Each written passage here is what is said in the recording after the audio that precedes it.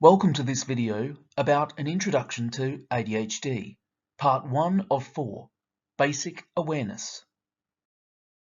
What is ADHD? ADHD is a thoroughly researched neurodevelopmental, brain-based, lifespan condition recognised by the NHS and across the world by the World Health Organization. ADHD is used to describe people who exhibit a spectrum of long-term difficulties that include inattention, hyperactivity, and impulsivity. These difficulties will be evident in multiple settings. For school-age pupils, this will include both at home and at school. Symptoms are also linked with difficulties with social and academic functioning. Main presentations of ADHD. People diagnosed with ADHD do not all present with the same symptomology. There are 3 categories of ADHD. ADHD predominantly inattentive type, ADHD predominantly hyperactive impulsive type, and ADHD combined type. Clinicians specify the severity level of an individual's ADHD as mild, moderate, or severe. How common is ADHD? Estimates vary, but 1 in 20 people, approximately 5%, have ADHD. Almost all children and adolescents will present at times with the characteristics of ADHD, including inattention, difficulty concentrating and remembering information, hyperactivity, lots of energy, and feeling the need to move about or fidget, sometimes resulting in poor sleep, and impulsivity, an inability to self-regulate all thoughts, feelings, and actions. These characteristics will present in a severe, ongoing form in children and young people with ADHD, typically impacting their daily functioning and development. Even so, it's important to note that there will still be considerable variance in the experience of these difficulties, thinking about the subtypes.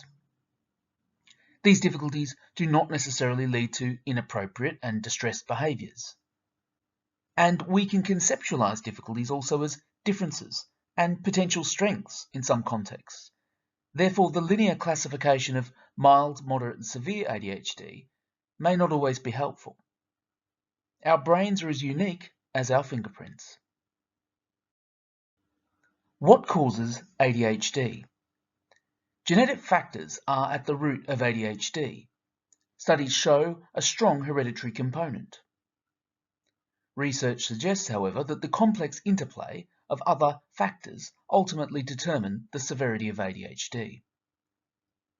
This includes environmental factors, for example, family functioning and school provision, other SEND, for example, dyslexia, dyspraxia, autism, and speech and language needs, and other medical needs. The ADHD brain. ADHD is associated with lower levels and utility of the neurotransmitters dopamine and neurodopamine. Dopamine is closely associated with reward, motivation, emotional regulation, memory, and learning.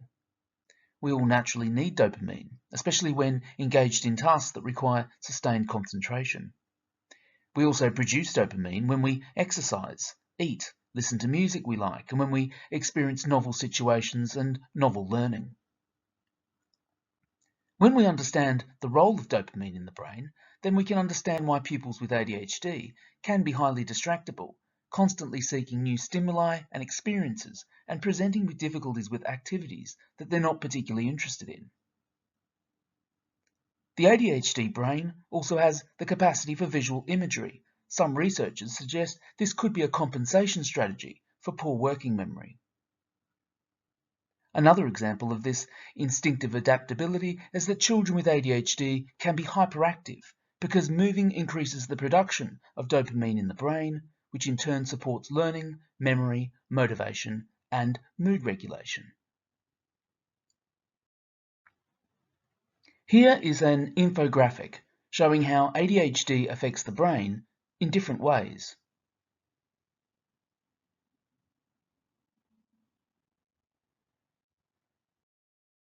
ADHD and gender.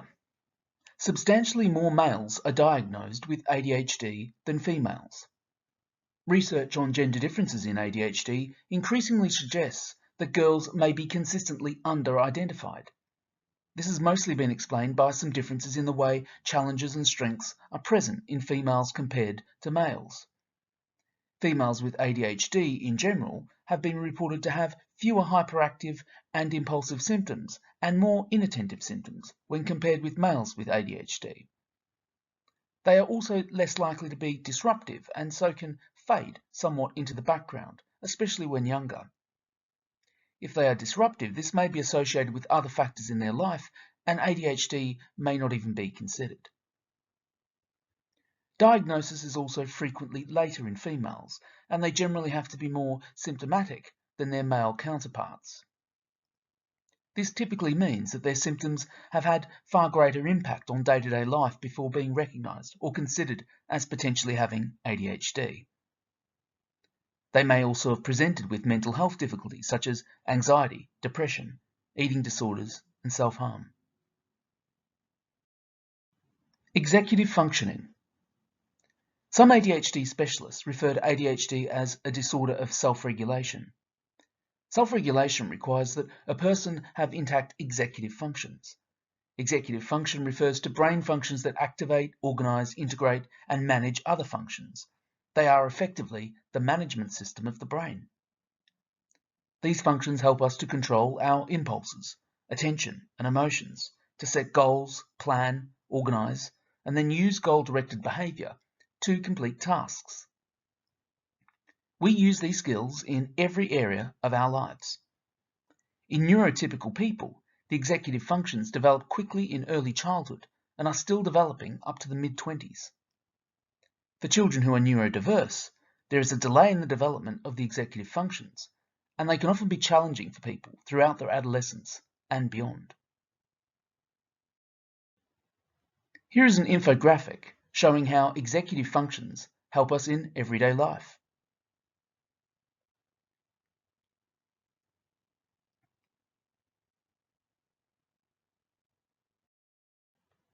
And here is an infographic showing how executive functions are useful for pupils when in school.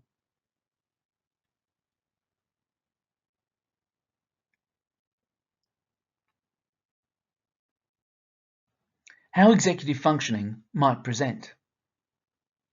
Forgetting the steps needed to complete a task. Requiring somebody else to initiate and/or organize their tasks. Expressing an emotion every single time it is felt. An ability to imagine how to get from start to end. Not knowing where to start. Getting distracted by other things. Being unable to do things well consistently. Being unable to motivate themselves. Being unable to filter what's important and what's unimportant to focus on. Not knowing how to start. And shutting down due to feeling overwhelmed by the amount of information. ADHD and emotional maturity.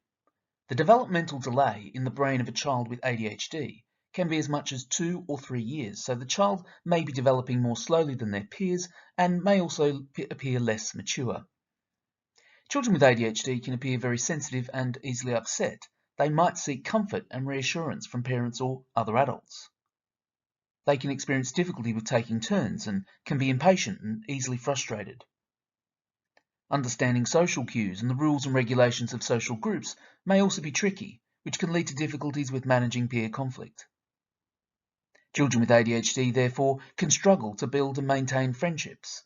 Some children with ADHD may seek friendships with slightly younger peers with whom they identify, or might also prioritize peers who are sensation-seeking over those who act in more age-appropriate ways. ADHD and emotional regulation. As the child with ADHD grows, they are likely to experience emotions and moods more intensely and present with difficulties in regulating their emotions.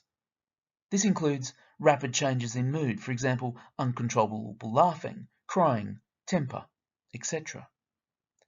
difficulties recognizing and identifying their emotions and the emotions of others, and struggling to adapt or match their emotional intensity to a situation, sometimes expressed through behaviours that seem exaggerated, for example, disproportionate irritability or anger, unusual movements, and physical gestures.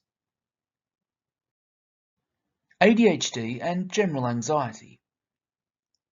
It is common for pupils with ADHD to experience higher levels of general anxiety than their more neurotypical peers. They may develop certain learning competencies later than their peers, which may impact on their self-confidence as a learner, leading to anxious feelings about learning and the fear of failure and shame when embarrassed in front of peers. The forgetfulness associated with ADHD can result in frequent mistakes in lessons. Prior learning is also more easily forgotten. This can lead to frustration and low mood. Anxiety associated with these feelings will compel the brain to produce stress hormones, such as adrenaline and cortisol. In this Venn diagram, we can see how the symptoms of ADHD and anxiety can sometimes overlap.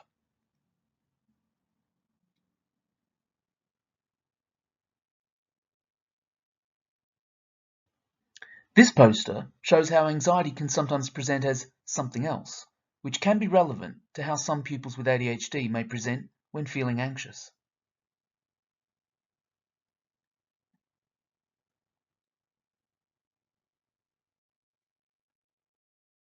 Rejection sensitivity.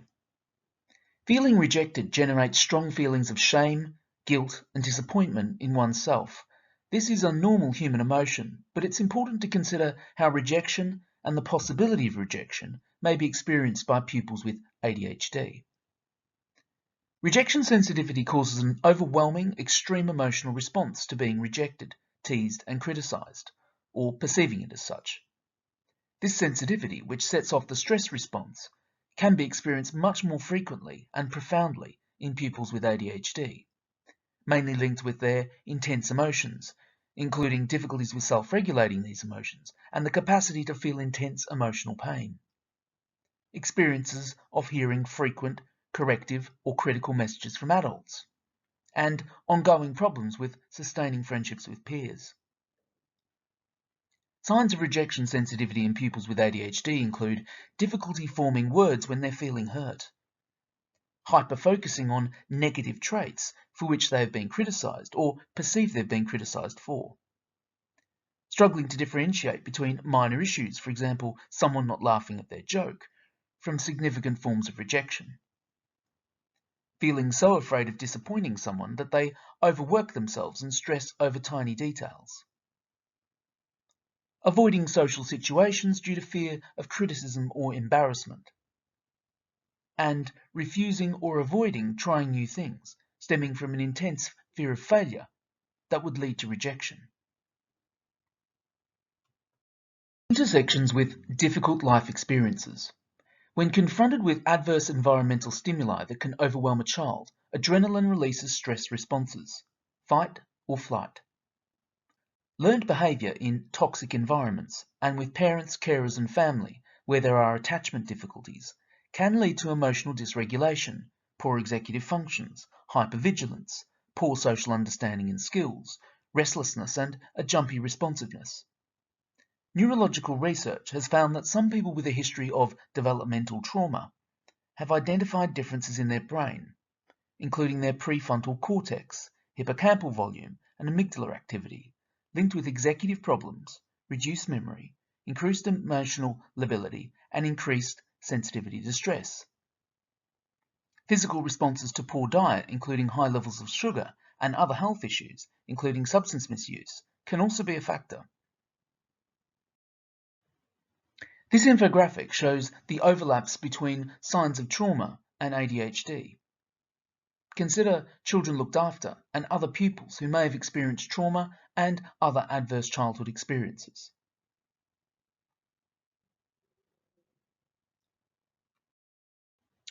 What don't we see about ADHD? The ADHD iceberg can be a useful concept.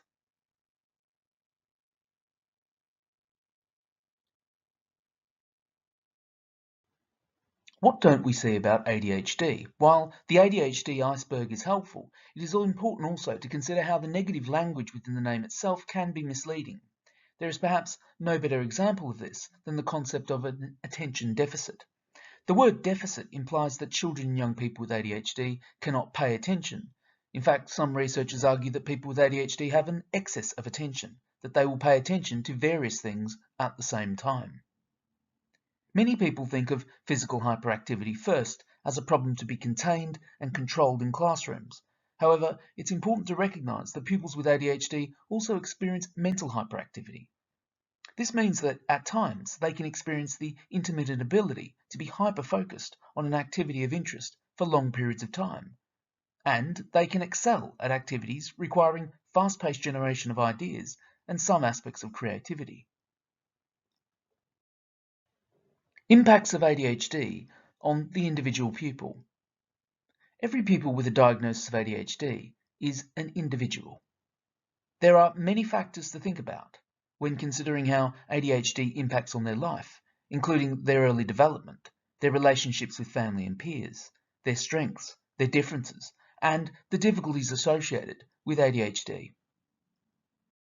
This is the end of this video. Parts 2, 3 and 4 on this topic are now available to watch. You can view more videos on this channel in the About series.